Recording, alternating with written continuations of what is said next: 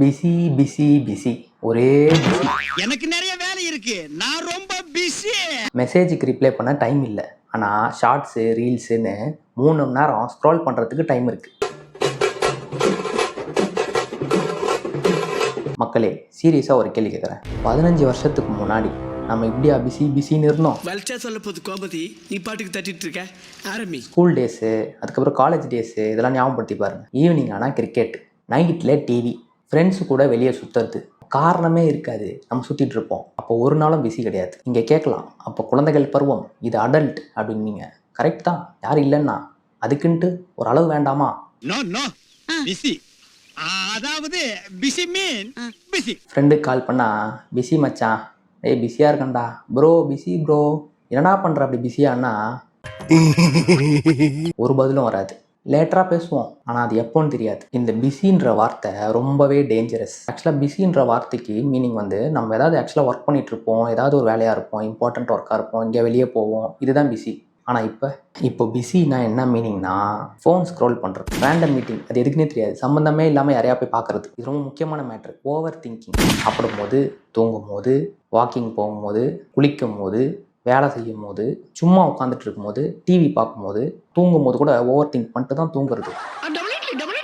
நீ பாட்டு யோசிச்சுனே இருப்ப, என்ன யோசிக்குன்னு தெரியாது, கண்ட மணிக்கு யோசிச்சுன்னு இருப்பேன், ஆனால் தூங்க மாட்டேன். பிஸின்ற வார்த்தை வந்து இப்போ ஸ்டேட்டஸ் சிம்பிள் ஆயிடுச்சு. யாரையா போய்ட்டு நான் ஃப்ரீயாக இருக்கேன்னு கேட்டால் நான் ரொம்ப பிஸி ப்ரோ. ஆனால் மண்டக்குள்ள என்ன ஒன்றுனா, நம்ம என்ன பண்ணுறதுன்னு தெரியலையே இப்போ, அப்படி தான் இருக்கும். ஆனால் பிஸின்னு சொல்லிட்டு சுற்றுறது. இந்த ஃபோன்லேயே முழுக்க முழுக்க பிஸியாக இருக்கவங்களாம் இருக்காங்க. அதுதான் இப்போ மேக்ஸிமம் நடக்கிறது. நீங்கள் உங்கள் ஃபோனோட ஸ்க்ரீன் டைம் ஓப்பன் பண்ணி பார்த்துருக்கீங்களா? எனக்கு தெரியாது. I don't know what is. அது சொல்லும் நீங்கள் ஒரு ஆப்பும் எவ்வளோ நேரம் யூஸ் பண்ணியிருக்கீங்கன்ட்டு. மிஷின் இப்போ சொல்லுங்க, மிஷின் பச்சை கட்டு தான் மெட்ராஸில் வண்டி ஓட்டுறீங்களா? ஆமாம், தோராயமாக சொல்கிறேன். Daily average time Instagram maximum 2 மணி நேரம், அதுக்கு மேலே கூட நீங்கள் யூஸ் பண்ணுவீங்க. YouTube 1 hour, WhatsApp 45 minutes, random scrolling எல்லாம் மற்ற ஆப்லாம் 30 minutes. ஆல்மோஸ்ட் டோட்டல் ஹவர்ஸ் வந்து 4 to 5 hours ஃபோன்லேயே வந்து பிஸியாக இருக்கும். இப்படி ஃபோனில் முக்கியமாக பிஸியாக இருக்கிற நேரத்தில் யாராவது ஃபோன் பண்ணிட்டா, நம்ம ஃபோனில் ஏதாவது ஒரு முக்கியமான மெசேஜோ இல்லை டாக்குமெண்ட்டோ ஏதோ அமைச்சிருப்போம், அதை செக் பண்ண சொல்லி அனுப்புவோம். இந்த 5 minutes செக் பண்ணி சொல்கிறேன் அப்படின்னு சொல்லிட்டு அந்த 5 minutes எப்படி திரும்ப ஸ்டார்ட் ஆகும்? ஃபஸ்ட்டு ஒரு ஷார்ட்ஸ், அப்புறம் 2வது ஷார்ட்ஸு, அப்புறம் 2 வந்து 20 ஆகும், 20 50 ஆகும், 50 100 ஆகும். இப்படியே ஷார்ட்ஸு ரீல்ஸுன்னு தள்ளிக்கிட்டு இதில் 1 hour போயிடும். சடனாக ஒரு மோட்டிவேஷன் ரீல் வரும், ஸ்டாப் வேஸ்டிங் டைம். அதையும் லைக் பண்ணிட்டு ரீபோஸ்ட்லாம் பண்ணிட்டு அடுத்த ரீல் பார்க்க போயிடுவான்.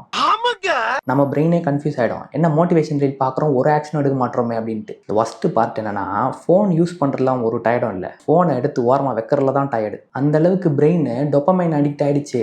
நோட்டிஃபிகேஷன் சவுண்ட் வந்தாலே போதும், எங்கெங்கே வந்து அலறி அடிச்சு வந்து ஓடி வந்து அதை எடுத்து பார்க்குறோம். இதோ வந்துட்டேன். ரியல் லைஃப்பில் ஒரு பர்சன் கிட்ட உட்காந்து நீ பேசினா கூட கொஞ்ச நேரம் தான் நீ அட்டென்ஷனே கொடுக்குற, மீதி எல்லாம் ஃபுல்லாக ஃபோனில் தான். ஆக மொத்தத்தில் நம்ம ஃபோன் ரொம்ப ஸ்மார்ட் ஆகிடுச்சு, ஆனால் நம்ம பிரெயின் ரொம்ப ஸ்லோ ஆகிடுச்சு. இப்போ நீ கால் பண்ணினா பிஸி, மீட் பண்ண கூட டைம் இல்லை. அப்புறம் கொண்டாம்பத்து பார்த்தீங்கன்னா இன்ஸ்டாகிராமில் ஸ்டோரி வரும், நெட்ஃப்ளிக்ஸோட ஸ்க்ரீன்ஷாட், கேப்ஷன் சில் நைட். இந்த குரூப் சாட்லலாம் ஒருத்தர் இருப்பான், அவன் மட்டும் எப்போ பார்த்தாலும் ப்ரோ இந்த வீக்கெண்ட் மீட் பண்ணலாமா அப்படின்னு சொல்லி ஒரு மெசேஜ் வரும். அதுக்கப்புறம் என்ன நடக்கும் அது உங்களுக்கே தெரியும், குரூப்பே மயான அமைதியாக இருக்கும். அமைதியோ அமைதி. சைலண்ட்னா கோர் டு த சைலண்ட். இதில் எவனா ஒருத்தர் ரிப்ளை பண்ணுவான், பார்த்துக்கலாம்னா என்ன மீனிங்கு? வாய்ப்பில்லை ராஜா. அப்படி தான் நான் ஒரு மெசேஜ் போட்டேன், ப்ரோ டீ கடைக்கு போகலாமா ப்ரோ அப்படின்ட்டு. ரிப்ளை வருது, ப்ரோ கொஞ்சம் பிஸி ப்ரோ, ஒர்க் இருக்குது அப்படின்னு. கொஞ்ச நேரம் பார்த்து ஸ்டேட்டஸில் போய் பார்த்தா லேட் நைட் ரைடு. நம்ம ஜென்ரேஷனுக்கு இந்த ஒர்க்கு கஷ்டம், அந்த கஷ்டம், இந்த கஷ்டம்லாம் இல்லை, எனர்ஜி இல்லைன்றது தான் பெரிய கஷ்டமாகவே இருக்குது. அதுக்கெல்லாம் தெம்பில்ல, விட்டுடுங்க. சோம்பேறி ஆயாச்சு, அவ்வளோதான். பிளான் பண்ண கஷ்டம், பெட்டில் படுத்துக்கணுன்னா ரொம்ப ஈஸி, ஜாலியாக போய் காலை நீட்டி பார்த்துக்கலாம். இந்த லேட் ரிப்ளை ஆட்டிடியூட்னு ஒன்று இருக்குது.